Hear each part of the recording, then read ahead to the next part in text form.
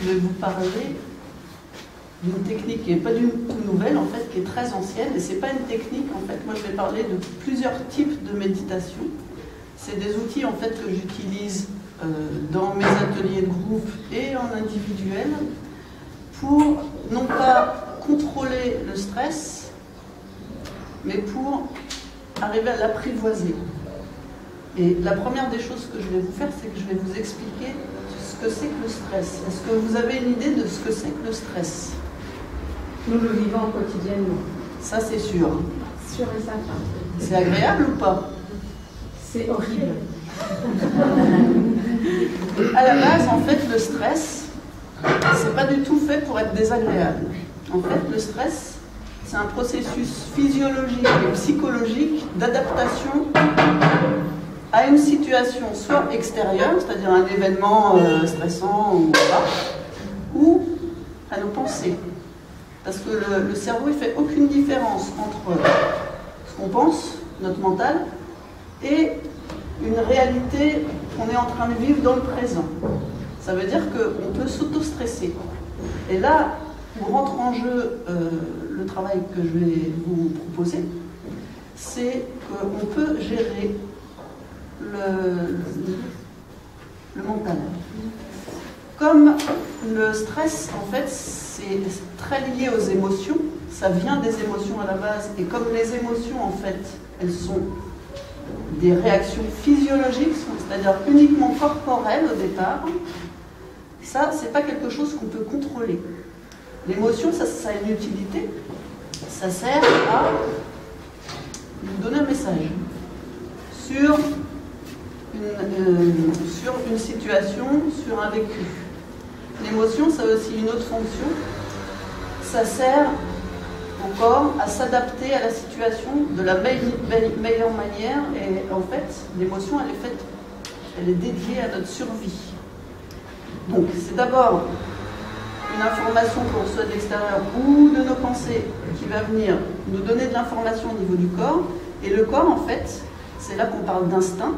Instinctivement, il va avoir la réaction adaptée, normalement, pour gérer la situation, pour qu'on puisse avancer dans la vie. Le problème, c'est que ce système-là, qui est relié au cerveau, bien sûr, au système limbique. Le système limbique, c'est le cerveau reptilien, le premier des systèmes qui est apparu il y a très longtemps au niveau de notre évolution.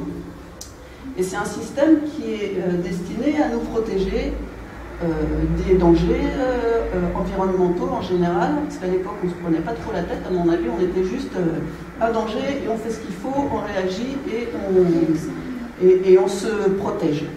Donc il n'y a pas 6 émotions de base, il y en a 4, et la plus importante dans ce qui nous occupe aujourd'hui, c'est-à-dire le stress, c'est la peur. Sinon, à part la peur, il y a la colère, il y a la tristesse et le désarroi, et il y a la joie. Si je parle d'émotions de base, c'est que ces émotions-là, on les retrouve chez chaque être humain. Donc, c'est là-dessus que le corps s'appuie pour réagir. Et donc, là-dessus, on ne peut pas intervenir, puisque c'est une réaction automatique et très très rapide. Le système limbique, il envoie des informations de réaction aux muscles, au système neurovégétatif, c'est le système qui gère les battements du cœur, la respiration, la transpiration. C'est le système qui va faire que nous nous adaptons automatiquement à une situation. C'est-à-dire, on a une peur, hop, comment on va réagir? On ne réfléchit même pas. Soit on part en fuyant, soit en courant, soit on rentre dans le combat, c'est-à-dire qu'on se défend, soit on se fige, on s'immobilise. C'est les 3 réactions naturelles au stress et à l'émotion. Et là où rentre en jeu, là où il y a une différence entre l'émotion et le stress, c'est que l'émotion, c'est une réaction physiologique qui est destinée à se voir à l'extérieur. C'est-à-dire que l'émotion, elle nous transmet un message à nous-mêmes, mais elle transmet aussi un message à l'extérieur. C'est-à-dire que quand on va Et montrer de la colère, par exemple. La personne qu'on a en face de nous, elle voit cette colère. Ça va l'inciter à avoir elle-même une réaction. Donc l'émotion, en fait, c'est ça. C'est un outil aussi de communication. Ça va libérer un faciès particulier. La tristesse, eh ben, ça incite la personne à être dans l'empathie, à venir vous écouter. La colère, ça éloigne la personne. Et la différence entre l'émotion et le stress, qui sont vraiment très proches, c'est que le stress, en fait, c'est intériorisé. Et le stress aussi, ça remonte au niveau du cortex préfrontal, c'est-à-dire qu'une fois que l'information elle est passée au milieu du cerveau, là, ce cerveau primaire, elle va remonter dans notre cerveau qui commence à réfléchir, à prendre du recul et tout. Quand on vit un stress ponctuel, on laisse l'information remonter au cerveau, le cerveau analyse, il a un passé, il a un vécu, et il va s'adapter en fonction de la situation. Si le stress est trop répétitif, s'il est trop intense, là, on perd le fil. C'est-à-dire que c'est le cerveau émotionnel, donc le cerveau limbique qui prend tout en charge, et du coup, qu'est-ce qui se passe dans le cerveau? Ça coupe. C'est pour ça que quand on a des gros stress, on n'arrive plus à réfléchir. Et c'est aussi pour ça que je suis là aujourd'hui, parce que je ne sais pas si Leïla Arzala vous en a parlé, mais ce que je vais vous présenter ici, elle a envie de le mettre en place pour vos enfants, parce que les outils que je vais vous présenter, c'est des super outils pour favoriser un apprentissage zen, un apprentissage apaisé. Parce que le problème du stress dans l'apprentissage, c'est que, comme je l'ai dit, ça peut arriver à bloquer le cerveau, à bloquer des informations, même au niveau corporel, parce que le stress, il est aussi physiologique dans les tissus. Et quand le tissu se crispe, eh ben, l'information, elle ne circule pas bien dans le corps. Et l'apprentissage, ça ne se passe pas que dans la tête. L'apprentissage, ça se passe dans tout le corps. L'apprentissage, l'information, quand on la reçoit pas seulement avec notre tête. On la reçoit avec tout l'environnement qui va avec l'état du professeur qui est en train de nous apprendre, avec notre état qui est inscrit dans notre corps. C'est-à-dire que quand on va être crispé, on va moins bien recevoir une information. Parce qu'au niveau physiologique, on sera tendu. Nous, en somatopsychopédagogie, c'est ce qu'on appelle les fascias. Les fascias, c'est les tissus conjonctifs, c'est un peu technique, qui enveloppent en fait chaque partie de nous, du muscle, aux viscères, aux os, au système circulatoire. Et en fait, quand ce système-là est tendu, c'est un système très très sensible à l'environnement et aussi à nos pensées. Quand il se tend, eh ben ça gêne la bonne circulation de l'information, aussi bien de la circulation d'apprentissage, de l'information d'apprentissage, mais aussi de l'information liée à notre santé. Donc en fait, ça a une influence sur, par exemple, ce qu'on mange va être moins bien assimilé, on va être moins... Quand on est stressé, c'est-à-dire tendu physiquement, on est moins ouvert sur le monde. On a plutôt tendance à se recroqueviller. On va faire une petite expérience, je vais vous montrer. Quand on est détendu, on peut recevoir les autres. Détendu, ça veut dire ne pas être en souffrance, être en paix avec soi-même. Enfin, c'est tout un ensemble. Détendu physiquement, ça veut dire aussi détendu psychologiquement. Et vice-versa. Parce qu'on n'est pas une petite tête qui se balade toute seule et un corps qui est libre. On est tout ça à la fois. Et quand on travaille donc, en méditation, ce que je vais vous montrer après, on arrive à, par la détente corporelle en fait, détendre le cerveau. Et un cerveau détendu, qu'est-ce que ça fait? Ça fait une super circulation chimique, circulatoire et hormonale.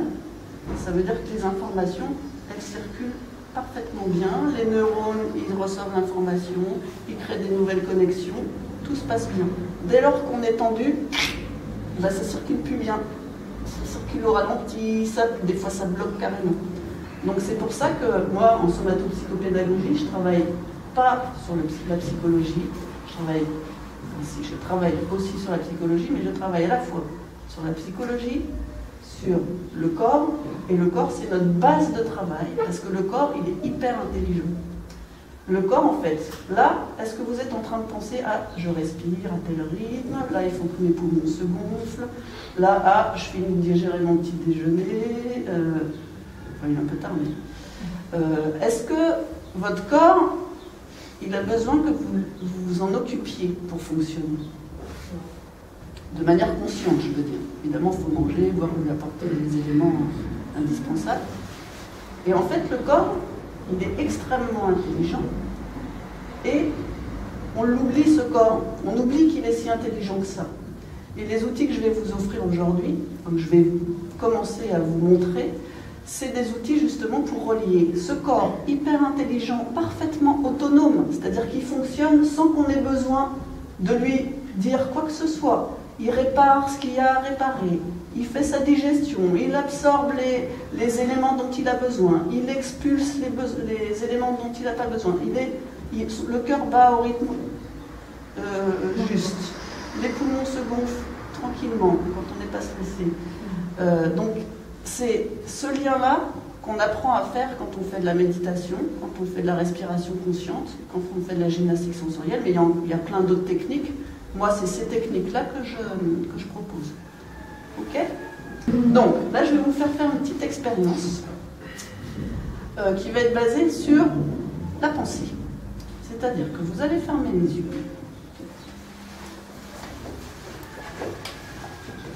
Donc, vous vous installez sur votre chaise normalement, il n'y a pas de position spéciale. Vous fermez les yeux. Et je vais vous demander de penser à quelque chose qui n'est pas agréable. Alors, pensez pas à un truc hyper désagréable, mais pensez à quelque chose que vous n'aimez pas, qui vous dérange dans votre vie.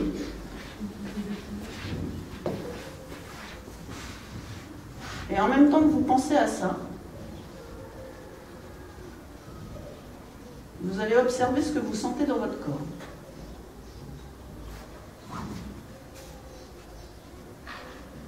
Alors, vous observez ce que vous sentez dans votre corps au niveau des tensions musculaires, mais aussi de votre poitrine, de votre cœur, de votre manière de respirer.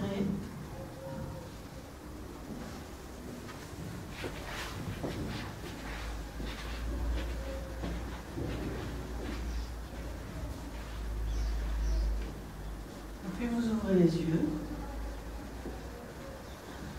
et je vais demander à quelques-uns ou quelques-unes d'entre vous de me dire ce qu'il a senti dans son corps au moment où il pensait cette chose désagréable. Est-ce que quelqu'un veut se lancer? Battement plus rapide. Ok. Est-ce qu'il y a Engourdissement des membres. Engourdissement des membres. Et respiration. Elle était comment la respiration? Difficile. Difficile. Et un mal à l'estomac. Ok. Donc vous voyez, je ne sais pas si vous avez tous ressenti quelque chose, c'est pas forcément évident au début, quand on n'a pas l'habitude. Vous voyez qu'en fait, le mental est très puissant. C'est-à-dire que le mental a vraiment un rôle à jouer dans notre gestion corporelle.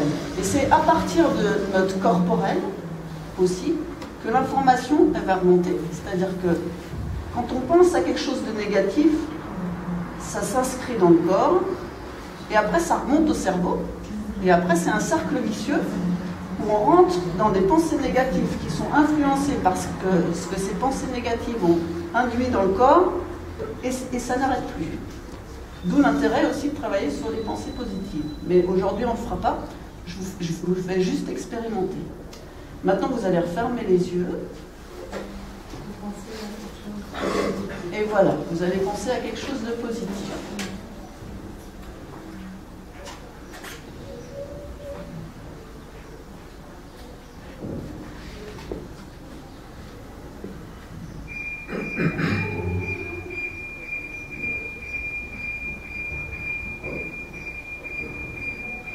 Et en même temps, vous observez ce que vous sentez dans votre corps.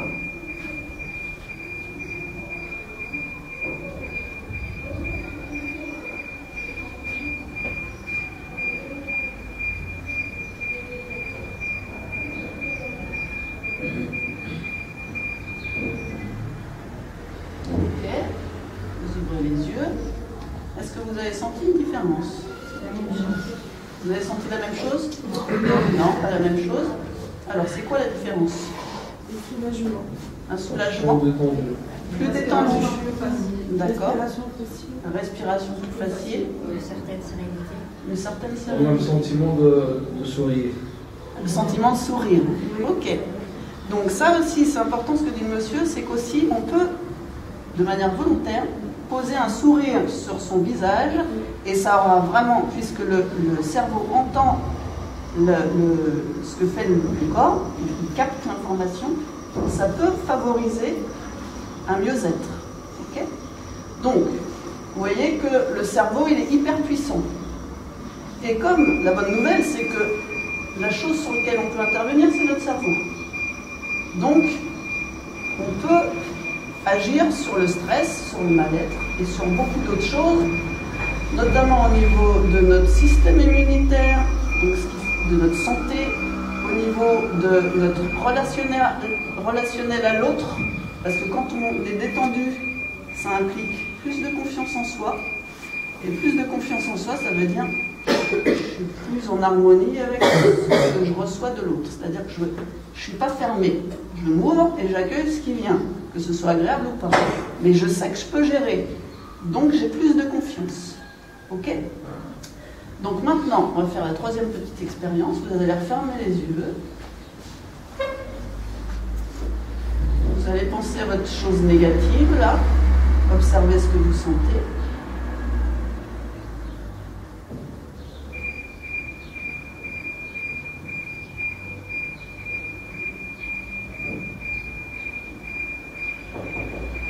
Puis vous allez modifier votre pensée et vous allez poser quelque chose de positif dans votre pensée.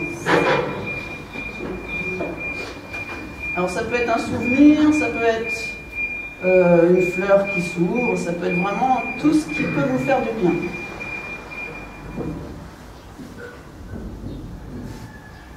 Et vous observez ce que vous sentez dans votre corps.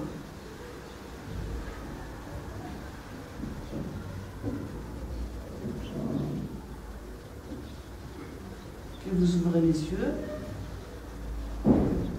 Est-ce que vous avez vécu une évolution entre la pensée négative et la pensée positive? À quel endroit vous l'avez vécu? Respiration.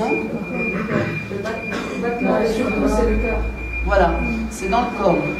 D'où l'intérêt de travailler dans le corps. D'où l'intérêt de la somatopsychopédagogie, parce qu'on travaille, la base de notre travail, c'est le corps. La somatopsychopédagogie, c'est des exercices et c'est aussi de l'accompagnement sur table pour travailler directement dans la matière pour détendre les blocages, les tensions, etc. Okay.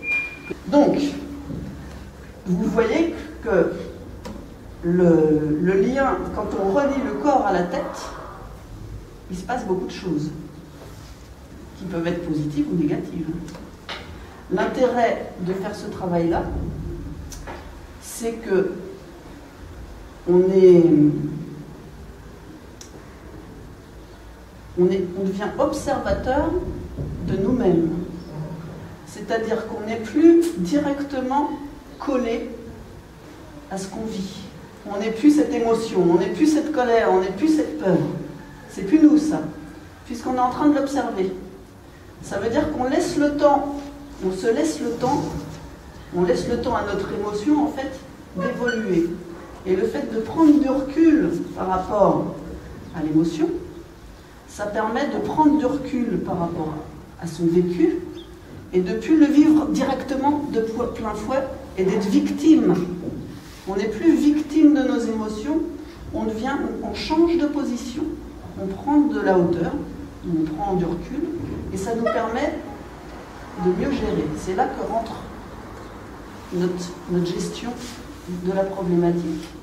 Et c'est là qu'on parle de gestion et non pas de contrôle. C'est-à-dire qu'on va apprivoiser nos émotions, ça veut dire qu'on va en écouter le message, et écouter le message, ça veut dire ressentir ce qui se passe dans le corps, et après laisser le temps au cortex préfrontal, donc à la réflexion, de se dire « ouais mais alors là, ce que j'ai vu, c'est pas un serpent, c'est un bout de bois ».